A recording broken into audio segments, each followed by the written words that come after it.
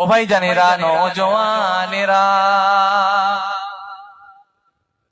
ও জওয়ান যুবকেরা, ও আমার মুরব্বিরা, বাবারা শুনে রেখে দেন, এই কোরআন মাজিদের মধ্যে আমার আল্লাহ পাক বারে বারে পড়াশোনার কথা নির্দেশটা দিয়ে থাকে।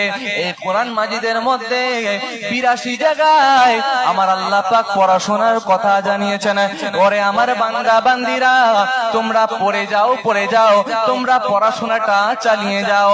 ও জওয়ান যুবকেরা, এই কোরআন মাজিদের মধ্যে আমার আল্লাহ পাক জানিয়ে দেয়, তোমরা যদি পড়াশোনাটা করতে পারো, কোরআনের জ্ঞানটা যদি তোমাদের মধ্যে থাকে, শরীয়তের জ্ঞানটা যদি তোমাদের মধ্যে থাকে, ইসলামের জ্ঞানটা যদি তোমাদের মধ্যে রাখতে পারো, ওরে আমার বান্দা বান্দিরা, তোমরাই তো তখন আমি আল্লাহকে ভয় করার মতো করে নেবে।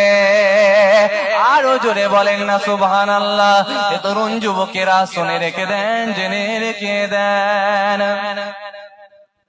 ও জওয়ান যুবকেরা, ও আমার মুরব্বিরা, এই কোরআনের ব্যাপারে আজকাল কিছু দুশমনেরা বেরিয়েছে, আজকাল কিছু দুশমন বেরিয়েছে, যারা এই কোরআনের ব্যাপারে কিন্তু কটু মন্তব্য করে, যারা এই কোরআনটাকে মুছে ফেলে দিতে চায়, যারা এই